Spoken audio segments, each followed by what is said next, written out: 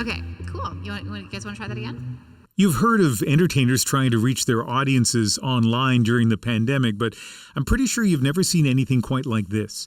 In a space usually devoted to creating movies, special effects, and video games, Jill Barber and her band are rehearsing for what is, to be entirely honest, a bit of an experiment.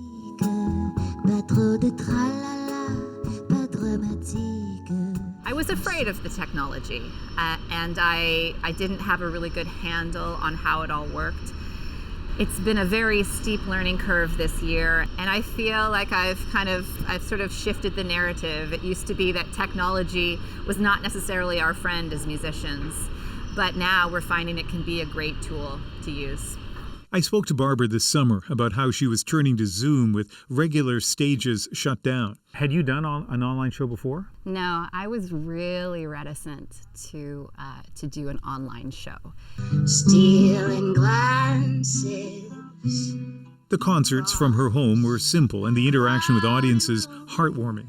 When I hear the song, give me strength that I need to leave my country and fight for our relationship. I'm so thrilled that that is the case, and I really appreciate you sharing that with me. She sent me home and straight to bed. But then a company called Showcap Entertainment came calling, pitching something much more ambitious. A live show on a virtual stage, Barber accompanied by her band, and real-time computer-generated images. Anything was possible. Showcap suggested Paris or New York. But Barber had a better idea. She'd read about the Palomar in the book Vancouver After Dark, in a building that had been torn down more than 60 years ago. And the Palomar was this legendary hotspot here in Vancouver in the 30s and the 40s, and it hosted the likes of Ella Fitzgerald and Billie Holiday and Nat King Cole and the Mills Brothers, the Ink Spots, all these incredible artists of the day. And it was actually a huge part of the nightlife scene back in the day in Vancouver. So, using green screens and motion capture suits, a studio showcasing Vancouver's contemporary entertainment industry helped restore the memory of one of the city's historic venues. A. Thomas Goldberg is the creative director of the project. This kind of thing is, I think it's an untapped opportunity for this kind of technology. The ability to sort of reconstruct places and sort of eras that no longer exist and do it in a way that can make it accessible to a contemporary audience. And this was the result. Welcome to the Palomar. Si les fleurs qui bordent les chemins. A slightly mind-bending mixture of past, present, and future.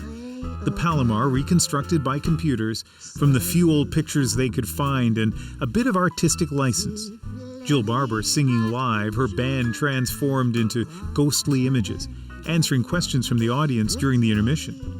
One of the questions had, how many hours does this take to come together? I don't know if there's About 1 million. A million, probably. And a lot of people putting in a lot of time and talent. And maybe all of this providing a glimpse of performances yet to come, especially during COVID.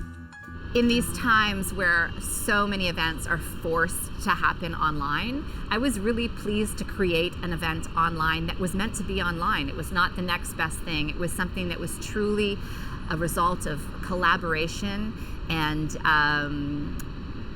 coming together to do something creative, fun, and cool, and connective for our audience in these times. Barber says more than 4,000 people watched on their screens. Even for a singer who's played venues like Massey Hall, this was her biggest audience as a headliner. And for a singer who was reluctant to go from on stage to online, she may have found just the right mix. I think what we've been missing in a lot of the online shows is a little sense of magic, and I believe that this production really brought the magic. I feel like it gave the audience a sense of nostalgia, a sense that they were stepping back in time and leaping into the future at the exact same time. And I think that was a really cool experience for my audience, and it was certainly a very satisfying experience from my perspective. Because I believe in